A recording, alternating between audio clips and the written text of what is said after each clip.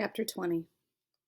I'm lured out of my thoughts as I wait for everyone to return, when out of the corner of my eye, something in the little church catches my attention. It's the stained glass window to my right.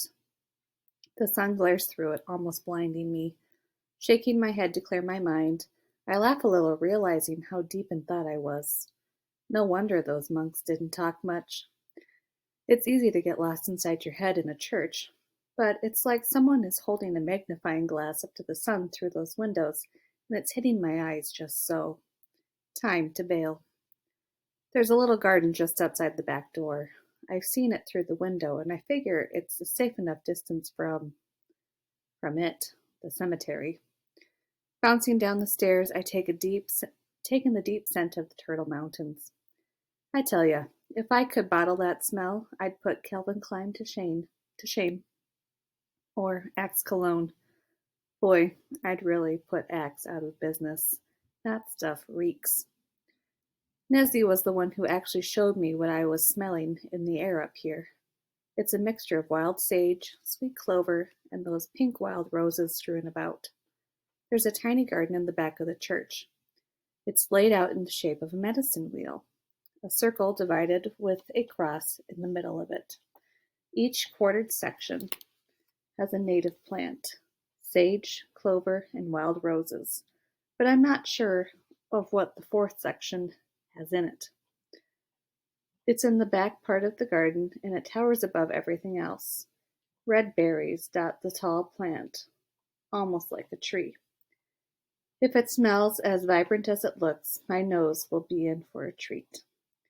This little country garden is where I spend time after church when everyone else is up the hill in the cemetery.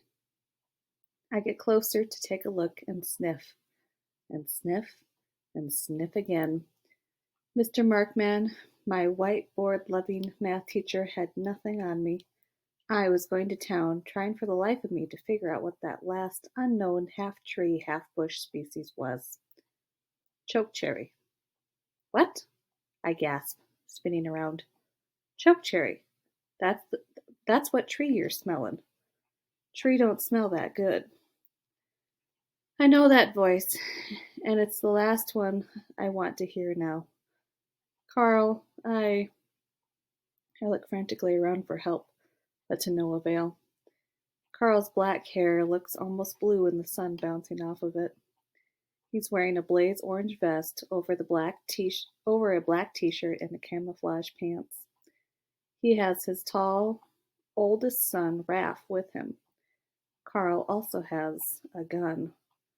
Looking closer at the boy next to him, I glance down and notice that Raph is holding a can of neon green spray paint. Green spray paint. We hold eye contact for a few minutes with a look of acknowledgement, flitting back and forth between us. I know where I've seen that paint before, and he knows it too.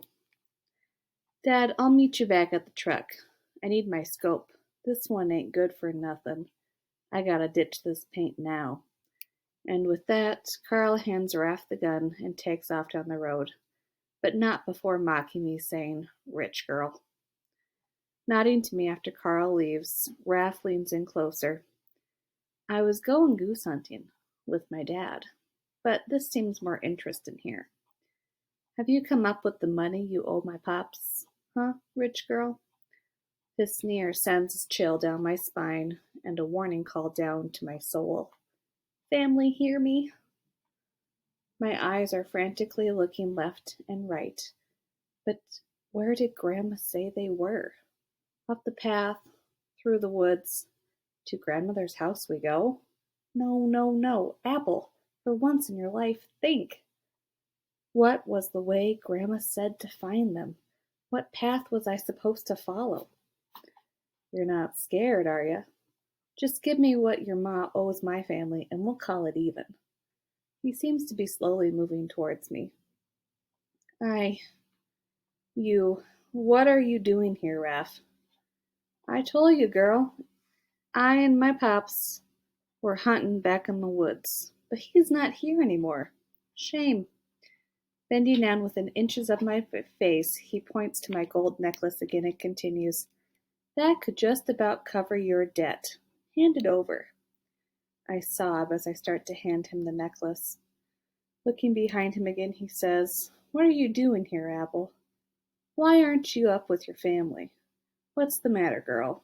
Scared of a little cemetery, Apple?" Ha! He throws his head back and laughs while he says my name like it was a tart in his mouth.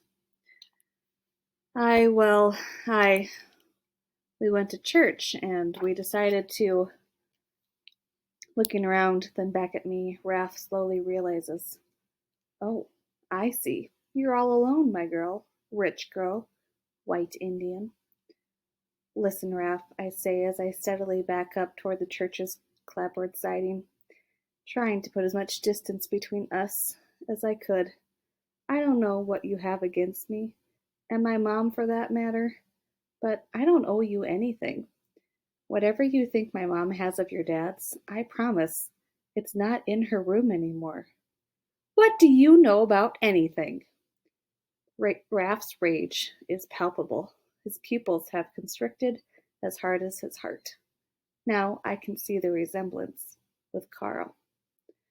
"You don't know a thing about me or my dad. You don't know nothing about your ma either." His arms flailing emphasize his frenzy. "Well, Raph, I'm here in the Turtle Mountains trying to make sense of everything, especially my mom." He rips the garden plot to shreds, with arms thrashing back and forth. "I've heard that if you can get a violent person to look you in the eye, sometimes they stop what they're doing and focus on the fact that you are a human being too. Who knew my CSI shows would come in handy?"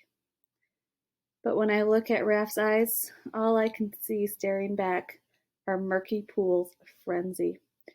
If eyes are the window to the soul, his eyes would have inspired Dante to keep on writing about the circles of hell.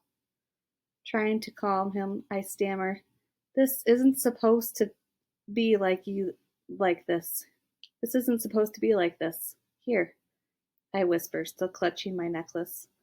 "If this is what you think you're supposed to have to make things even, you ain't got no idea about how things were supposed to be." Raph's mouth is twisted as he speaks. Backing up against the church's back wall, I'm digging my feet in as if I might climb up and away. The wood siding is carving into my shoulders, and my eyes keep searching for safety. "You have no idea what was supposed to happen. What should have happened. Your ma and my dad, your ma and dad, that's what was supposed to happen. I don't know anything about what went on between your dad and—" "Well, it's high time you did, Apple. Did your mom name you that?" His gaze sweeps behind him, looking for witnesses. It's almost as if everyone can sense this ominous teen and scatters before him. I can hear the clanking of the dishes from the ladies in the kitchen, but my voice is paralyzed. So this is what a caged animal feels like. This is what prey feels like. "Well, my girl, Apple's a fitting name for the likes of you," he spits. "You're one of them white Indians. Apple, white on the inside and red on the outside. Your ma would never have wanted that, my girl." Raph continues shaking his finger right in front of my nose and whispering, "My girl," over and over again. His hot breath is fanning my fear. "Why do you keep saying that?" I cry, trying to hand him the necklace. I don't know why you're so obsessed with my mom, but why are you doing this? Why?" Roaring with the force of hatred. "Because your ma and my dad were supposed to be. Not with no LeBlanc. Not some white guy. Those whites are trying to water down your Indian blood. Your ma was a traitor to her own race. My own ma could never live up to the memory of your mom. Made us kids' lives hell. Pops never even gave my ma a chance. Still doesn't. All he talks about is getting back what your ma has of his. You and your ma are traitors. Don't want no traitor owning nothing of my pops." And then it happens. Again.